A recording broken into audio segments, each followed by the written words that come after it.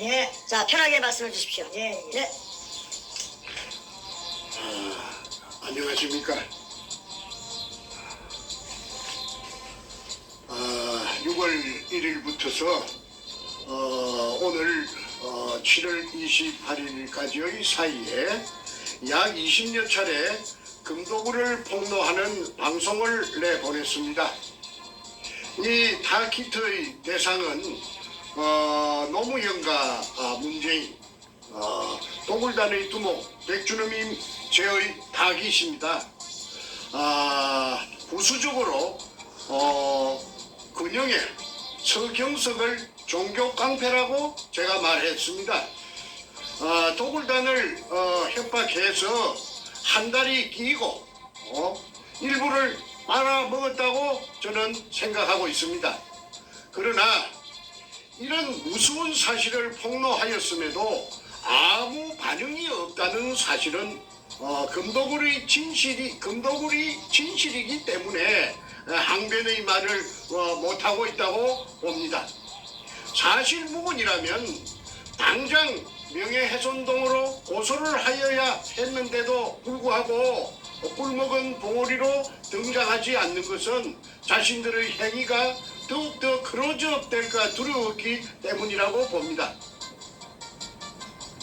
이러던 중에 도굴단의 두목 사이코패스 백준흠이 리버사이드 호텔 대연회장에서 반박 기자회견을 했습니다. 자기네들이 도둑놈이 아니라는 것이지요. 얼마나 돈이 많길래 특급 호텔 대연회장입니까? 이것 하나만 봐도 별 볼 일 없던 그들이 돈이 많이 죄여 있다는 상황을 짐작할 수가 있습니다. 백준흠의 우편에는 좌편에는 소도둑놈처럼 생긴 저 인상이 아주 소도둑놈 같은 그 김성태란 인간이 앉아 있고 또 그 옆에는 용산역 앞에 강패 해병대 출신의 탁종수, 그 다음에 도굴 2번 두 번째 도굴범 금도굴의 다이버 대장 최상훈 등이 맨 왼쪽 끝에 앉아있죠. 거짓말 향연을 펼쳤습니다. 참으로 간이 배밖에 나온 큰 도둑놈들의 뻔뻔한 모습이 아닐 수 없습니다.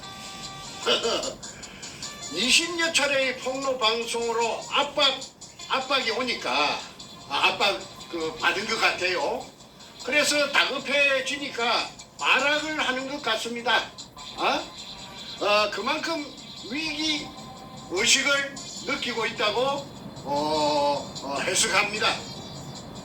하기야 대통령을 둘이나 등에 업은 전대미문의 범죄단들이니 말할 나이가 없습니다. 이 세상에 어떤 도둑놈이 기자회견을 하여서 자신들의 금도둑질을 순순히 시인할 일은 만무합니다. 오늘은 이들이 얼마나 교활한 거짓말로 문자를 써서 교은영색했는지 짚어보겠습니다. 그러니까 이들의 공통된 핵심은 자기네들이 문현동 1219-1번지에 제가판 수직구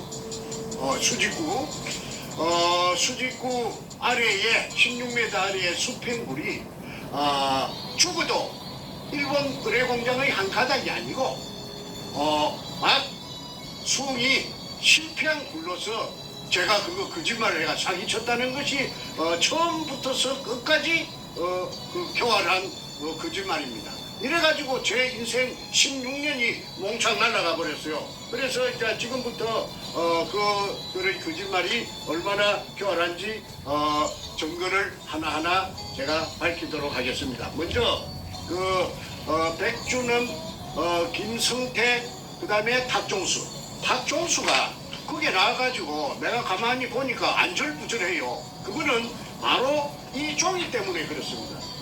자신이 써놓은 이 종이 확인서, 이 탁종수 제일 밑에 있죠. 이름이 있고 주민등록번호가 있습니다. 그리고 지장이 있습니다. 이거는 감정해보면 당장 알 수가 있습니다. 오리발을 낼 수가 없는 것입니다.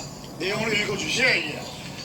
본인 탁종수는 2002년 5월 중순경 평소 알고 지내던 백준음으로부터 부산시 문현동 소재 일제 지하 의뢰공장에 금이 가득 찼다고 하여 투자를 요청하기에 일금 5천만 원 정을 투자하고 백준음에게 투자하고 그 후 현장에 여러 번 가서 지하 물속에 잠긴 물속을 확인하였고 바로 열고 비디오 테이프 포함 그 뒤 6, 7, 8월 말까지 도굴 작업을 한 사실을 알고 있습니다. 그 당시 본인은 김홍랑 남편 이름으로 문현동 땅을 매입하여 모든 게 순조롭고 합법적인 절차를 거친 줄 알았다. 그러나 그 뒤 백준엄은 본인에게 형님 모든 게 시간이 가면 고생 끝이니 죽지 마시고 기다리시기만 하면 내 인생 책임지겠다고 하여 이날까지 기다리고 있었던 사실입니다. 본인은 백준엄이가 그 당시 금을 도굴하여 숨긴 것으로 확신합니다. 이유는 백준엄이가 100%로 금이 있다고 하여 믿고 투자했던 것입니다. 2004년 9월 14일 탁종수 480810-1010711 추가문 본인이 처음 투자를 할 때 문현동 지하 동굴내를 촬영한 비디오 테이프도 보았고 그 당시 테이프상에는 일본군이 쓰던 마대 자루가 차곡차곡 빼곡히 있었기에 본인은 그 속에 들어있는 것이 금이라는 백준엄이 말을 액면 그대로 믿었던 사실입니다. 이에 확인서를 첨부합니다. 2004년 9월 14일 탁종수 지장을 딱 찍어놨습니다. 지장이. 이 지장 감정하면은 탁종수 필적 감정하면은 이거는 탁종수가 썼는지 사실 여부를 알 수 있습니다. 2004년 9월 14일입니다. 그 다음에 2002년 3월 2일날 제가 수직구를 뚫어놓고 4월 5일날 배신이 일어났다는 것을 제가 알았습니다. 김성태와 백준엄이 배신을 일으켰다는 사실을 제가 알게 되었지요. 그런데 2002년 배신이 일어났으면은 자기네들 주장대로 할 것 같으면은 사기당했다고 지하 수평구리 박정희 대통령 이발사 박숭이 한 실패한 굴로 정충재가 사기쳤다고 할 것 같으면은 그래서 끝입니다. 그 현장에 갈 필요도 없고 땅을 살 이유도 없습니다. 그런데 이 사람들이 땅을 샀어요. 땅을 살 돈이 없으니까 그 광주 전라남도 광주시 서구 지평동에 있는 김홍랑이라는 여자를 찾아가서 땅을 사게 만듭니다. 그래서 김홍랑이라는 여자와 그녀의 남편 공무원, 그 당시에 공무원 전남도청 새마을가장 그 박민수라는 사람이 그 부산 문현동에 와서 그 수직구 속에 그 카메라를 찍는 로봇을 내려보내가지고 금포대, 일본식 한자 이등충이 찍혀있는 금포대가 재어 있는 것을 제3, 제4 확인하고 그 땅을 삽니다. 그러면 땅을 사기 전에 금이 재어 있다는 것이 확인을 제3, 제4 했기 때문에 광주에 사는 사람들이 부산 문현동에 땅을 사는데 그때 지주가 두 사람이었어요. 한 사람은 지분의 65%, 100분의 65%를 가지고 있는 조규혜라는 사람이고 50년생. 다른 한 사람은 지분의 35%를 가지고 있는 100분의 35%를 가지고 있는 정문균이라는 60년생 남자입니다. 이 둘이 연합해가지고 대한항공으로부터 IMF가 오자 이 땅을 불화를 받았던 것입니다. 그때 불화받은 가격이 평당 80만 원씩이라고 합니다. 그런데 김홍랑이 급하게 살라고 하니까, 그 땅을 살라고 하니까 평당 80만 원에 산 땅을 불과 몇 달 만에 200만 원씩에 김홍랑에게 팔았는데, 한 사람은 정문균이는 100분의 35를 가지고 있는 정문균이는 자기는 안 팔겠다, 나는 금을 배당받겠다 해서 100분의 35를 고수했고, 조규혜는 50년생 조규혜는 팔겠다. 그런데 지분 6.5%는 그렇게 제가 10%를 줬죠. 그 땅을 사용한 대가로서 금이 나오면은 일화를 줬습니다. 그걸 이제 그대로 변하지 않고 정문균이는 3.5%를 그대로 금 지분 3.5%를 보수했고, 그 다음에 조규혜는 자기가 가진 땅 비율대로 가진 6.5%를 중에서 5%는 땅을 사가지고 새로 들어온 여자 김홍랑에게 5%는 양도하고, 나머지 1%는 자기가 조규혜가 계속 지분을 보수하는 것이 요 또굴단의 금갈라 묵은 서류에 나타납니다. 한번 확인해 보겠습니다. 정문균 여기 있습니다. 정문균 이거 쫙 비춰주세요. 정문균 3.5%. 잠깐만요. 문균 그 지장 초점이 찍어놨어요. 안 맞. 잠깐만요. 초점이 안 맞는데. 그 3.5%가 잘 안 보일 거예요. 지장을 찍어놨어. 네, 저 정문균 보입니다. 예. 좀 흐리지만 보이고, 예. 정문균 그다음에 60년생, 60년 7월생, 조규혜. 3.5% 있고, 조규혜 조규혜 50년 5월생 1.5%. 1.5%, 6.5에서 5를 갖다 김홍랑에 줬어요. 예, 조규. 김홍랑이 5%입니다. 나왔습니까? 네, 나왔습니다. 김홍랑 5% 맞죠? 예. 그래서 이제 1219-1번지에 100분의 65의 지분을 중에서 6.5%의 금도굴 지분 중에서 5%를 김홍랑이 받고 들어왔습니다. 그러니까 조규혜는 1.5%를 남겨놨습니다. 그래서 그때 땅을 그 100분의 65를 살 적에 백준원과 김홍랑 간에 공정 계약을 했습니다. 그 계약서를 제가 지금 공개하겠습니다. 제가 일단은 한번 읽어보고 이샤트 드리도록 하겠습니다. 계약서 각 성명 김홍랑 주민등록번호 5301222-2929410 주소 광주광역시 서구 지평동 1171-4 금호 쌍용 아파트 208동 1504호 을 백준원 주민등록번호 5801-1046-711 주소 서울특별시 중구 해연동 1가 147-23 여기가 저 남산 아파트입니다. 해연동 우리가 케이블카 타는 게 오래된 아파트 제가 있다고 말씀드렸죠. 지금은 이제 물론 좋은데 가서 이사 가서 삐까번쩍 살겠지만은 그때는 요 행편없는데 요 살았던 주소가 있습니다. 남산 아파트 615호 상기 2는 부동산 가로 열고 부산광역시 남구 문현사동 1219-1 및 5필지 등 토지 553평 1827제곱미터에 대한 토지 소유자와 한시 사용권자의 쌍방 협약에 대한 계약임 제1조 토지 양도의 권리 토지의 소유자는 김홍랑 이하 갑이라 함이며 이는 백준원 이하 을이라 함의 희망적인 정보에 의해 갑이 판단한 바 그 실질적인 토지의 미래성 및 기타 사항에 있어 가능성을 실사하여 타진하고 매입했으며 이제 금이 있는 걸 알았다 이 말입니다. 의뢰공장이라는 걸 확인했다는 것이죠. 이에 갑은 한시적인 토지의 사용 권리를 오직 을에게만 제공한다. 금독을 하도록 을에게 백주놈이에게 금독을 하도록 자기가 산 땅을 제공한다.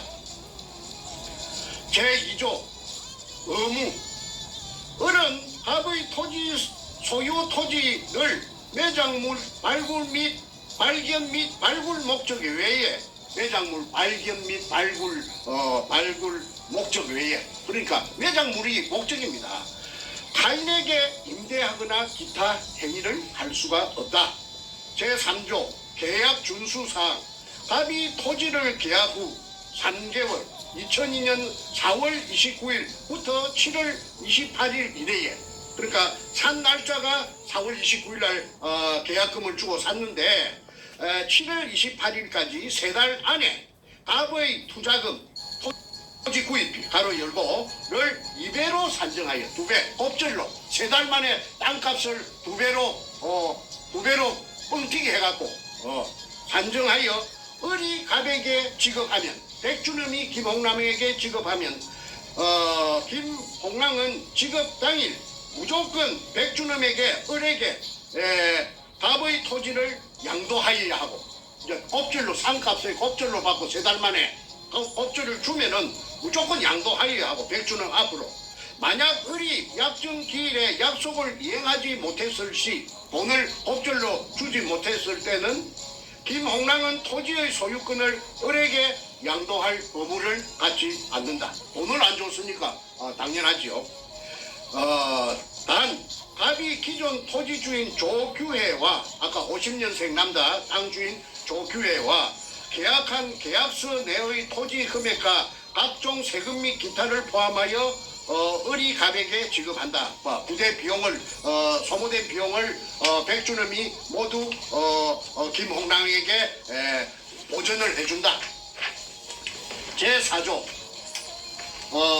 토지의 형질 변경 을은 백주놈은 갑이 김홍남이 소유한 토지에 매장물 발굴 작업을 위한 폭로 및 발굴을 위한 필요한 기자재 등의 필요성에 의해 김홍남에게 토지 사용 승낙을 받았으며 추후 출입구를 넓히거나 하는 등 기타 작업을 위해 일시적으로 토지를 형질 변경할 때 갑의 동의를 받지 않고 진행할 수 없으며 그러니까 땅 주인이 저 김홍남인가 김홍남의 동의를 받지 않고 할 수 없으며 발굴 공사가 완료되면 발굴 공사라는 것은 도굴 공사 금도굴 완료되면 을이 원상복구를 시켜야 한다. 백주놈이 원상복구를 시켜야 한다. 위에 투자되는 복구비는 백주놈의 부담으로 한다. 을을 부담으로 한다. 단 상기 조항은 갑에게 을이 토지 대금을 지불 그러니까 김홍남에게 백주놈이 뻥튀기한 2배로 뻥튀기한 토지 대금을 지불 2002년 7월 28일 이내 하기 전까지의 약속이랍니다. 이 뭐 복잡합니다. 제5조 의무조항 을은 갑에게 백주놈은 김홍남에게 기존 토지주들이 토지를 을의 작업에 방해가 되지 않는 범위 내에서 임대 사용함에 있어 월 265만 원의 토지 사용료를 수령 전달해줄 의무를 가진다. 단 매장물 발굴이 매장물이라는 것은 땅 밑에 있는 거 아닙니까? 발굴이 본격화돼요. 35%의 토지주 및 임대자들이 그 이제 정문준이를 말하는 것 같아요. 60년생 35% 지분이 있으니까 토지주 및 임대자들이 철수할 시에는 그 책임을 지지 않는다. 제6조 특약조항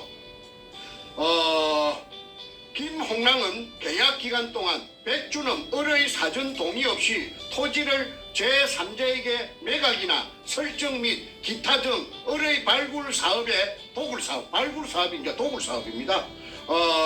발굴 사업이라는 것은 그 가로 열고 도굴 사업이나 마찬가지죠. 지장을 줄 수 있는 행위를 절대 할 수 없다. 그러니까 도굴 하는데 그 땅 주인이라고 방해하면은 안 된다. 단 상기 조항은 김홍남에게 백주놈이 토지 대금을 지불하기 전까지의 약속입니다. 또 못을 쳐놨습니다. 제7조 계약 본 계약은 갑과 을이 서면 합의 후 공정에 의해 해약할 수 있으며 한쪽의 일방적인 해약은 불가하다. 제8조 발굴회사의 주식 지급. 갑은 발굴회사는 이거 도굴회사입니다. 포세이돈 살베지라고 5월 13일 날 2002년 5월 13일 날 남포동 피닉스 호텔에서 장당 발긴 대겸 1회 주주총회를 했다는 것을 엊그제 말씀드렸죠. 그걸 말하는 것 같습니다. 갑은 을이 행하는 모든 영리 행위에 관한 동등한 자격을 갖춘 자로서, 그러니까 김홍랑은 백준음이 행하는 모든 그 도굴의 이익을 보는 행위에 관한 동등한 자격을 갖춘 자. 그러니까 도굴이 공범이 되는 거죠. 을의 총괄 이익에 백준음의 총괄 이익의 5%를 보장받는 조건으로, 아까 도굴단 그 지장 찍어 먹던 그 배분 김홍랑 이름으로 5% 돼가 있는 거 확인하셨습니다. 5%를 보장받는 100%를 보장받는 조건으로 을의 회사, 백준음의 회사, 주 포세이돈 살베이지 바로 열고 인양 및 발굴회사, 발굴회사가 도굴회사입니다. 도굴을 목적으로 한 회사입니다. 주식 5%를 지급받고 등기 이사로 정식 등재한다. 그러니까 도굴단에 정식으로 가입한다. 제9조 을의 권리 행사. 을은 백준음은 갑이 김홍랑의 소유 토지를 매매하는 행위를 제외한 모든 권리의 인공동굴의 발견 및 가로 열고 인공동굴의 발굴 및 매장물의 발굴 등. 박숭이 실패한 굴이라고 사람을 갖다가 삶아놓고는 주거끼리는 인공동굴의 발견 및 매장물의 발굴 이렇게 가로 열고 못을 쳐놨어요.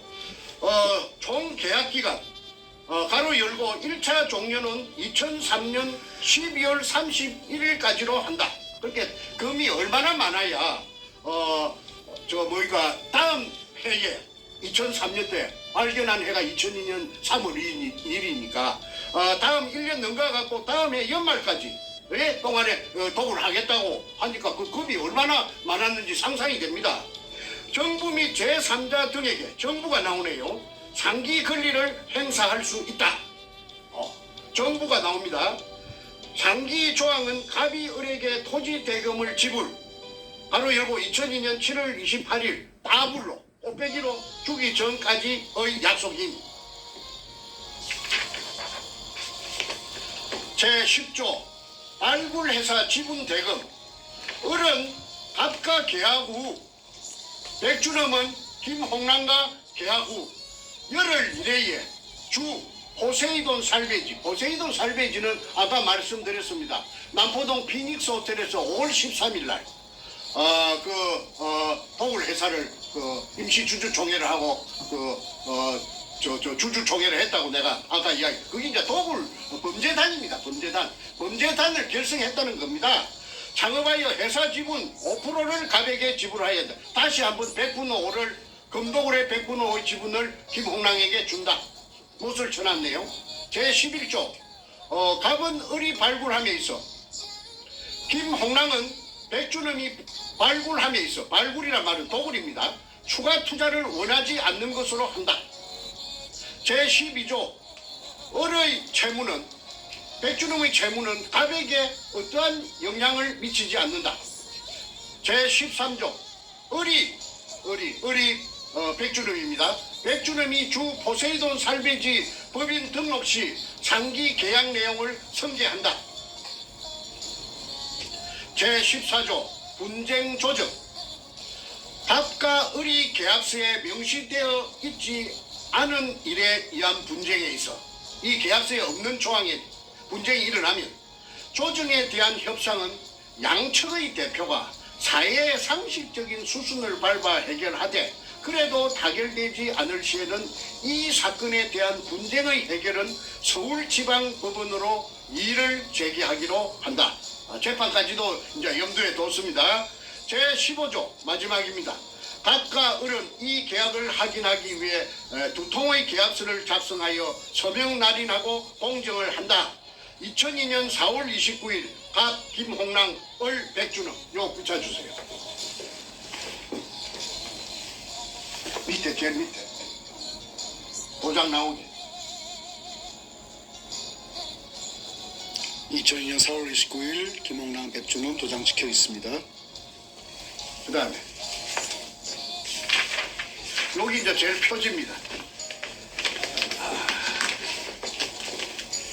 제일 표지입니다. 그게 공정 서류의 그 변호사 사무실에 가서 공정한 서류의 표지입니다. 그 다음에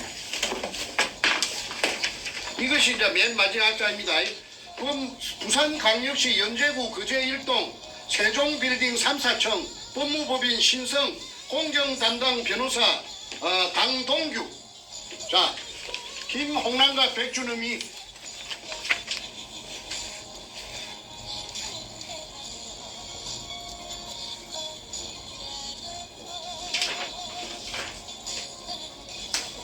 네, 됐습니다. 예, 이렇게 되어서 포세이돈 살베이지라는 도굴 회사를 만들고 저에게 제가 사기꾼이라고 그 한 사람들이 전부 다 그 도굴단의 그 멤버가 되었고 도굴 공범이 되었고 이제 다시 그 땅 주인 그 조규혜 정문균이 그 합류하고 그 다음에 광주의 여자 기공사 이 기공사가 청와대에 그 김대중 청와대의 부인인 그 이희호 전속 기공사라고 그런 소문이 파다했습니다. 그런데 이제 이렇게 땅을 사놓고 이제 본격적인 이제 도굴이 진행되었죠. 그래서 이제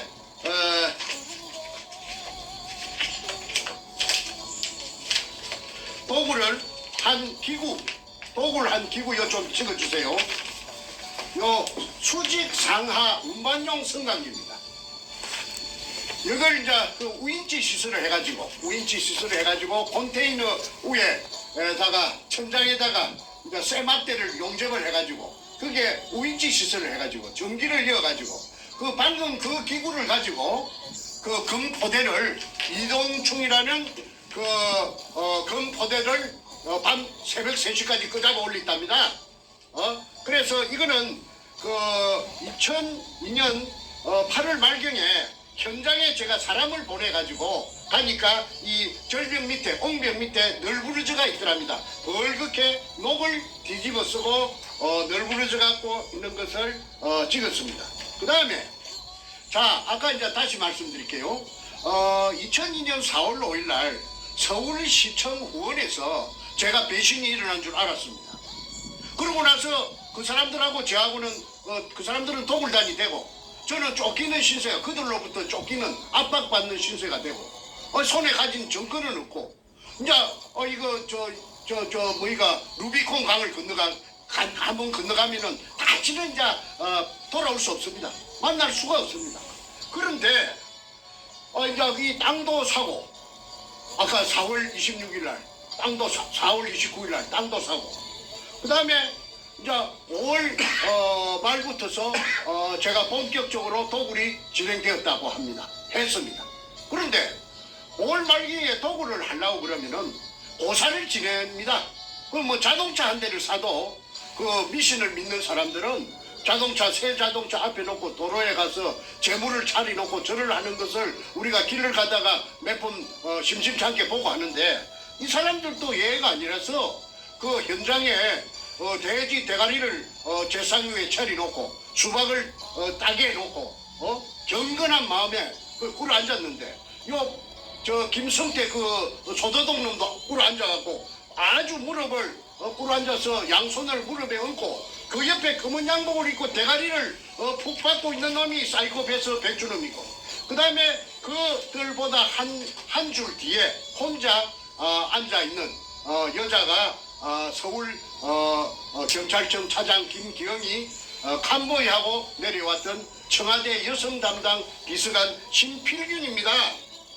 그리고 그 흰옷을 입고 서가 있는 그 여자가 이제 무당이고 무당이 이날 한 10명 왔답니다. 그 사진을 공개하겠습니다. 이 책에 이거 황금 백합 작전 책에 다 올라 있어요. 아이고 어디 아이고. 척추 보존 치료는 자생 한방병원.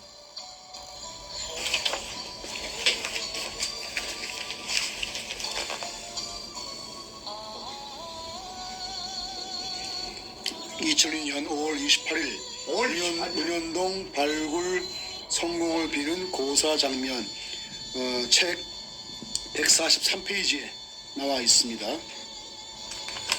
황금 백합 작전. 자, 그 다음에 어,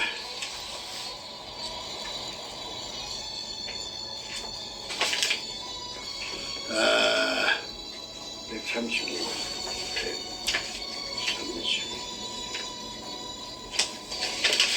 이 구멍을 제가 뚫은 구멍입니다. 이게 직경 60cm로 지하 안반층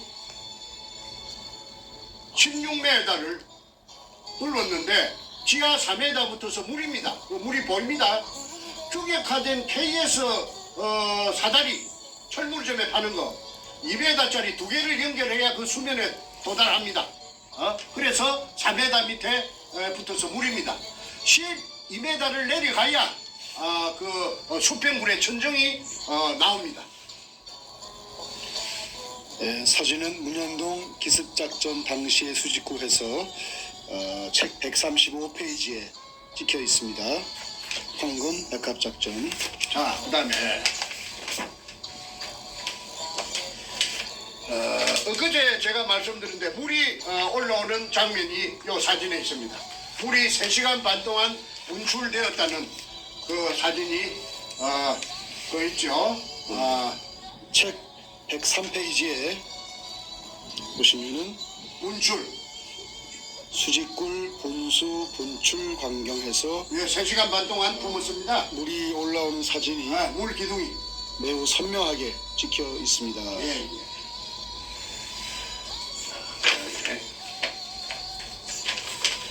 이게 조선 총독부 45년 7월 3일 날 45년 7월 3일 날 그 땅이 조선 총독부로 등기 이전돼가 있는 토지대장, 외정대 토지대장입니다.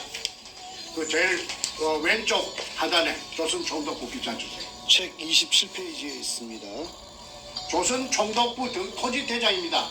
그 위에 아무 별 볼 일 없는 황무지나 다름없는 쓸데없는 땅에 왜 조선 총독부가 다음 달 8월 15일 날 그 폐망할 것인데 7월 그 급박한 시기에 7월 3일 날 부산항의 남쪽 자락 그 별 볼 일 없는 땅에 조선 총독부라고 등기 이전 해놨는가? 제가 거기에서 인생 16년을 그 담보 제피 갖고 날라가 버린 겁니다. 그 다음에 요거 좀 비춰주세요. 그 천명의 유골이 있다는 거는 경향신문에 그 기사가 났습니다. 그 기자가 제 말만 듣고 기사 써주겠습니까? 네 말이 옳다, 내 기사 쓸게 하는 그런 경우는 없습니다. 다 조사해보고 이거 사실이라고 믿으니까 그 경향신문 김장신문에 그 대문짝만하게 아주 활자가 크게 그 축소해서 그 지금 했지 1천여 구의 그 유골이 있다는 사실을 그 경향신문에도 기사가 났는데 일회용으로 끝났어요. 무조건 일회용입니다. 책 28페이지에 나옵니다. 28페이지에 이 경향신문 기사가 명시가 되어 있습니다. 그 다음에 요 토지 등기부 등본 한번 봐주십시오. 이 빨간 줄 끈 거 한번 비춰주세요. 정문균이 조규혜 그 다음에 김홍랑 그 등기부 등본에 나와 있습니다.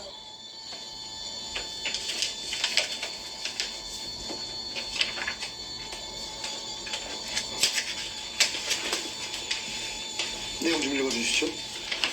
2002년 4월 29일 날 매대가 되어서 소유권 이전 지분이 100분의 65 소유자는 조규혜 50년생입니다. 500517 부산 금정구 부곡동 경남 한신아파트 105동 2103호 이 조규혜가 80만 원의 한진으로부터서 파알로부터서 불화받은 땅을 200만 원에 김홍랑 아까 김홍랑 100분의 5 지분 가진 김홍랑이 있었지요. 이거 좀 비춰주세요. 김홍랑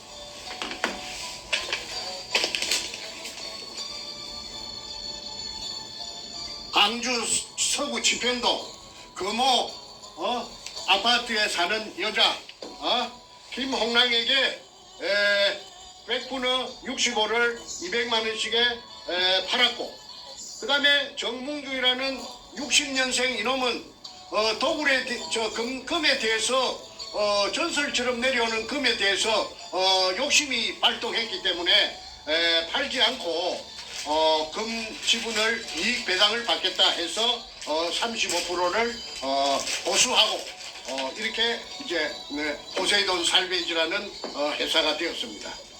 그리고 여기서 참 재밌는 게 하나 있습니다.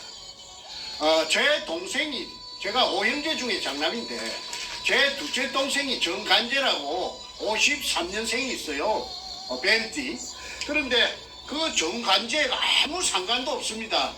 그 문현동 땅하고 아무 상관도 없고 금도굴하고 아무 상관도 없는 정간재를 끌어들여 가지고 정간재를 꼬시기 위해서 지불각서를 써줍니다. 아마 경찰이 없었으니까 앞으로 주겠다는 약속으로서 김성태가 자필로서 써준 지불각서가 저에게 있습니다.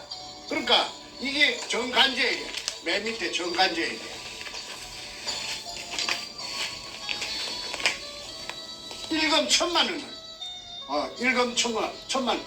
그런데 김성태도 금융불량자고 정간재도 금융불량자인데 금융불량자 둘이끼리 신용불량자 둘이끼리 1,000만 원을 주겠다고 지불각서를 써줍니다. 제가 읽어드리겠습니다. 지불각서 일금 1천만 원. 위 금액을 주 포세이돈 살베지의 본인 지분이 매각되면 지불할 것을 각서함. 단 회사의 이게 뭐라 썼나요? 발전과 본인의 업무와 체면에 협조하는 조건임. 2002년 5월 24일 김성태조에게, 그리고 이제 책에는 가명으로 해야 되기 때문에 김성준으로 되어 있습니다만은 책 138페이지에 나와 있습니다. 자필입니다. 김성태. 자, 그래서 이것이 2002년 5월 24일 날 아무 상관없는 정간재에게 김성태가 무슨 본인 지분이 매각되면 포세이돈 살베이지는 그 도굴 회사인데 도굴 회사에 그냥 자기가 돈이 없으니까 지분이 매각되면 지불할 것을 각서한다. 단 회사의 발전과 본인 전무랍니다. 전무. 포세이돈 살베이지의 전무의 업무와 체면에 그게 도굴한다고 떠들고 다니지 말라. 이 다물는 조건으로서 1,000만 원 니한테 줄게. 언제까지 주느냐? 매각되면, 지분이 매각되면 내일이라도 준다. 5월 24일 5일 날 배신이 일어났는데 5월 24일 날 내 친동생 내 밑에 오장 밑에 정간재에게 1,000만 원을 준다는 지불각서를 써놓은 것이 무엇을 의미하는지. 금이 없는데 이따운 짓을 하겠습니까? 그 교활한 놈이. 그리고 이제 제가 그 무렵에 대한항공으로 달려갔어요. 왜? 대한항공에서 불화를 받았기 때문에. 그 조규의 정문균이가. 그래서 내가 대한항공에 달려가서 내 기억하건대 31명의 그 이사가 있었다는데 IMF가 오면서 전부 다 날아가고 하나 남았는데 그게 노송석이라는 사람입니다. 소나무 송자, 이룰 성자. 이분이 그 상무를 했는데 관제 및 시설 담당입니다. 그러니까 기술직이지요. 기술직인데 저하고 이야기를 해보니까 다 알아듣더라고요. 내가 그 땅 문현동이란 말은 내가 안 했는데. 그래서 이제 계약을 할 뻔하다가 대한항공하고 할 뻔하다가 그 홍콩 그 다음 날 계약하자는 그 약속 날에 홍콩 비행장에서 저 하물기가 탈 하물기가 추락하는 바람에 그래서 그 무산이 된 적이 있습니다. 그랬기 때문에 노송성이라는 그 상무가 그 문현동인 줄은 모르고 그 어딘가에 있을 그 지하 의뢰공장에 대해서 세세하게 입력이 돼가 있는 상태니까 내가 그 사람을 찾아갔어요. 찾아가서 자 지금 부산 문현동은 이제 문현동 갔습니다. 문현동의 의뢰공장이다. 그 사람이 놀래지요. 그래서 그 도굴이 일어나고 있는 그 과정을 설명하니까 그분이 야 그러면 좋다. 이거 어마어마한 일인데 우리가 그 땅을 갖다가 다시 매입할 수가 있다. 우리가 다시 그 금이 나왔다면 우리 땅을 다시 매입해야 될 거 아니냐. 그 대신 조건이 하나 있다. 그 정 선생이 팠다는 그 수직구 밑에 그 일본 글자가 찍힌 항토색 마다리 포대가 그 속에 금이 든 것이 가득 찼다니까 그 사진 한 장만 찍어 온나. 그 한 장만 찍어 오면은 그래야 내가 회장한테 양호 회장한테 보고를 할 때 당신 뭘 믿고 그래요 하면 그 사진을 청내에 부여야 일사천리로 될 거 아니냐. 그래서 이제 제가 알았다 하고는 사진을 이제 찍기로 결심하고 수중 촬영을 전문적으로 하는 회사를 하나 찾아내가지고 경기도 일산에서 그래가지고 1톤짜리 추력에 자체 발전기가 있고 자동 카메라가 다 있는 그 차가 부산으로 현장에서 그 창기업 그 앞에서 12시에 자정에 만나기로 했습니다. 그리고 왔더라고요. 그래서 이제 사전에 준비한 고압 가스 절단기로 형식적으로 걸어놓은 그 대문에 그때부터 그놈들이 대문에 걸어놨습니다. 잠가놨습니다. 그걸 그냥 끼래는데 시간이 걸리니까 그만 고압 절단기로 가지고 절단하고 안에 들어갔습니다. 그때 한 30명의 청장년을 전부 태권도 유단자들인데 고수들인데 제가 동원해가지고 누구든지 방해 세력이 경찰은 말고 나타나면은 전부 대가리를 쪼개버리라. 내가 책임지겠다. 보글단이 나타날 거니까 일전을 불사하고 전쟁을 불사하고 그게 들어갔습니다. 그래서 그 컨테이너 덮어 씌워놓은 컨테이너도 그냥 문이 잠겨가 있으니까 소불할 만한 그 자물통을 채워놨더라고. 그래서 그것도 고압가스불로 그만 찌찌찌 찢어가지고 문짝을 파쇄해서 드러내고 들어갔더니 아니 그게 완전히 그 수직구 뚜껑을 1cm 간격으로 보드나트로 쫙 쪼아나고 그 벽에는 잠수옷이 고무 잠수옷 검은 고무로 만든 잠수옷에 물이 덜 말라갖고 전기불에 번쩍번쩍 하더라고요. 그걸 도굴단의 일원으로 그게 따라갔던 제 동생 정간재가 100분의 1로 받고 따라갔는데 그 같이 갔던 산청에 정재호라는 정간재 친구가 있습니다. 학벌이 시골에서 초등학교 나왔는데 이 사람이 자동차 고치는 기술자입니다. 근데 이 사람이 정간재하고 친구다 보니까 친구 따라 강남 간다고 그 부산 문현동의 도굴 현장에 같이 따라가서 종사를 한 적이 있습니다. 한 3달, 4달 동안 있었다고 하더라고요. 그래서 이 정재호가 이 도굴단에 폐행당하고 올라와가지고 그래가지고 얘가 희망이 뭐냐 하면은 자기가 어릴 때 꿈이 만화가가 되는 게 꿈이었대요. 그래서 만화를 많이 읽었는데 그림에 재주가 있는가 없는가는 몰라도 걔가 도굴단에 갔다 왔기 때문에 현장에 서너 달 있었기 때문에 그 현장의 상황을 그림으로 그려놓은 것을 제가 보여드리겠습니다. 이 좀 비춰주십시오. 요 네모하는 컨테이너 덮어 씌운 컨테이너 아닙니다.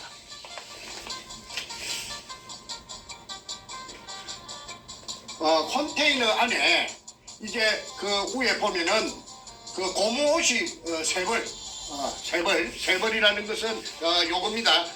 잠수복이 3벌, 언제든지 3벌 걸려 있을 때요. 그 다음에 이 탁자가 있고 이 제가 판 구멍은 요 새까만 점 여기 제가 판 구멍입니다. 이 구멍을 덮어놨어요. 그 다음에 이 뭐 배터리도 있고 공구통도 있고 식탁 및 의자도 있고 우인치 시술도 있고 엘리베이터 발판 우인치용 스테인리스 호이스트 전기 작업선 에어호스 직경 1.5cm 기계 발전기 기계 양수기 그 다음에 컴프레셔 그 다음에 양수용 셋파이프 길이가 1.5m 그 다음에 직경이 15cm 그 다음에 사람은 다이버는 그 좁은 직경 60cm한테 구멍에 내려갈 때는 이렇게 내려갔답니다. 발판만 있고 쇠몽디가 있는 요걸 타고 이렇게 다이버는 오르내리고 그 다음에 아까 그 금을 갖다가 인양할 때 그 사진 보셨죠? 그 수직 상하 운반용 성강기 이걸로서 금을 도굴 하고 그 다음에 사람이 또 다이버가 올라올 때는 또 그 쇠막대 같은 거 발판만 있는 걸 타고 올라왔다고 정보를 제공해줘서 저는 그 산청에 경상도 지리산 밑에 앉아 있어도 이 도굴단들이 돌아가는 것을 다 알 수가 있었습니다. 자, 그런데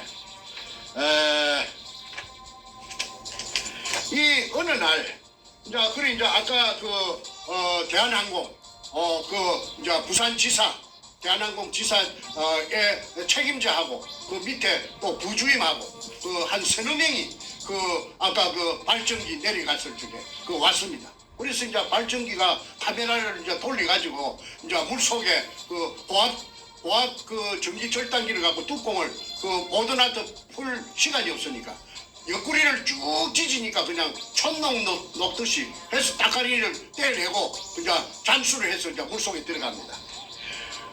물이 얼마나 맑은지 먼지 하나 없었습니다. 그래서 그때 들어가다가 12.58m에서 그러니까 16m 내려가야 되는데 12.58m에서 장애물이 나타났어요. 그 장애물이 나타난 시간이 이 날짜가 2002년 4월 27일이고 장애물이 나타난 시간이 새벽 1시 32분 59초입니다. 요 찍기가 있습니다. 요 시간하고 요 숫자가 찍기가 있죠. 네, 그 책 136페이지에 나와 있습니다. 보면은 수직구속 수심 12.58m에서 정지된 촬영 화면 해가지고 숫자가 있는데 이게 숫자는 이게 020427 나와. 이게 날짜입니까? 내가 불러줄게. 불러주세요. 그게 이제 뭐냐면 아까 네네. 2002년 4월 27일 위에 거는 날짜고 그 밑에 01은 새벽 1시 32분 59초에 12.58m에서 카메라가 삥 장애물 나타나니까 삥 돌아갖고 삐쳐갖고 낸 것이 아까 여기서 말한 직경 15cm 양수용 물로 퍼내는 양수용 쇠파이프 서로 그 돌려가 연결해가지고 쇠파이프 길이가 1.5m짜리 길이가 요게 3개가 요게 나타나가지고 그날 촬영이 실패를 했습니다. 그러니까 이등충이라는 그 포대를 찍는 그 카메라도 못 내려오고 그 다음에 밤중에 절단하고 사람도 다이버도 못 내려오게 미리 이 쇠파이프 1.5m 길이의 쇠파이프 양수용 쇠파이프 직경 15cm짜리 3개를 쇠줄로 연결해가지고 이렇게 이 배터리 장애물 설치를 해놨습니다. 자, 그 보여주실 때 이 초점을 얼굴에 맞췄기 때문에 카메라가 너무 앞으로 오면 안 보인답니다. 그러니까 그 보여주신 자료를 얼굴 옆에다 보여주시면 좋아요. 이쪽 얼굴 옆으로. 딱 봐가지고 여러분 이제 초점이 맞습니다. 네, 좋습니다. 이걸 물속에 이 깊은 물속에 금도 없는데 돌만 있는데 한주 소금 포대에 쓰레기만 있는데 실패한 굴인데 박숭이 실패한 굴인데 왜 그 보드나트로 가지고 철판을 해가지고 덤프시한 집어넣고 바느질 하듯이 촘촘하게 집어넣고 그 다음에 그 잠수복 3벌이 벽에 걸려가 있는데 물이 번쩍번쩍하며 전기에 반사돼 가지고 그런 공구가 어지럽게 놓여 있었으며 그 다음에 이 장애물이 물속에 쇠통 3개가 카메라도 못 들어오고 사람도 잠수부도 못 내려오게 설치가 돼가 있는가. 그래서 이 장애물을 어떻게 끄잡아냈던가 내가 알아보니까 힘이 센 역발상 기계세라고 했습니다. 그 백준엄이 옆에 앉아있던 머리 뽀글뽀글한 그 소도동로 그 김선대 그놈이 보디빌딩을 해서 그 덩치도 크고 힘도 셉니다.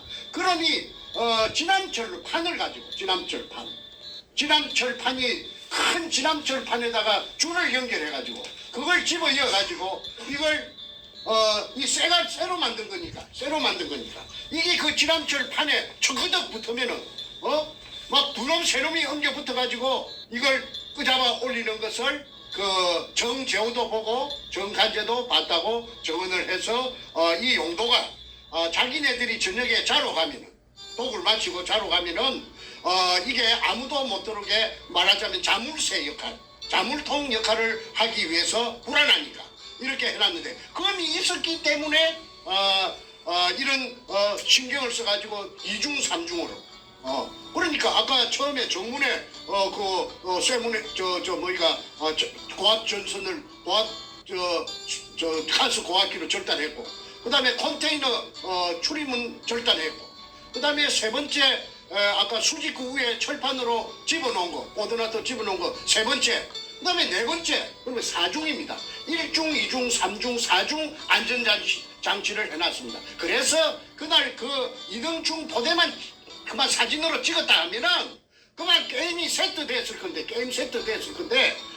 이 교활한 놈들이 그렇게 철저하게 해놨으니까 그걸 못 찍어서 그 대한항공하고의 그 관계가 끝이 날 수밖에 없었습니다. 항상 이런 식으로 그 해결될 듯 문 앞에 가서 그냥 다시 돌아서고 그런데 제 혼자 힘은 없습니다. 개인의 힘은 미약합니다. 그러니까 제가 그놈들은 그 김홍란이라는 그 여자가 땅도 사주고 그 위에 또 투자한 사람들이 많지요. 그 투자한 사람들이 많으니까 돈의 힘으로 가지고 또 세력 그 여럿이 힘으로 독을 단 있으니까 그러니까 내가 아무리 날고 기는 재주를 가지고 있다고 해도 제가 인부족 세부족으로 당할 수밖에 없었습니다. 그러던 차에 재밌는 게 하나 제 손에 들어왔어요.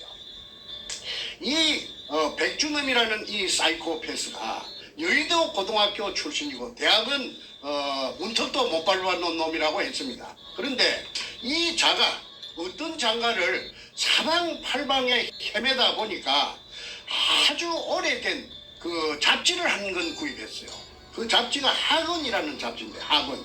그 연세가 한 60 이상 되는 분들은 그 학언이라는 잡지를 갖다가 기억하실 것입니다. 그 학언에 그 고등학교 3학년 때 이 백준엄이라는 이 사이코패스가 그 63빌딩 63빌딩 63층이란 말인데 그 꼭대기에 올라가면은 밑에는 그 바람을 느끼지 못해도 그 꼭대기에 올라가면은 해오리 바람이 불 때도 있고 돌개 바람이 불 때도 있고 그 바람이 세차답니다. 저는 그거 못 올라가 봤어요. 그런데 이놈이 그 기구를 차고 새 날개 같은 거 이런 걸 지가 만들어 가지고 그 올라가서 뛰어내렸어요. 63층에서 그래가지고 성공을 해서 새같이 날라다니는 새같이 무사히 그 땅바닥에 안착을 했기 때문에 그 표지 모델로서 백준엄이 나왔다는 것을 제가 알았어요. 그래서 이놈이 그 학원사에서는 이놈을 소개하기로 조인, 새조자, 조인, 새사람. 그래서 이놈이 아주 가벼워요. 내가 들어가지고 셰립 저 다리를 걸어가지고 그 방 안으로 집어 던지니까 탁 날아갈 정도로 아주 가벼워요. 그 뼛속이 그 새처럼 비어있는 그런 인간 같다고 제가 표현하고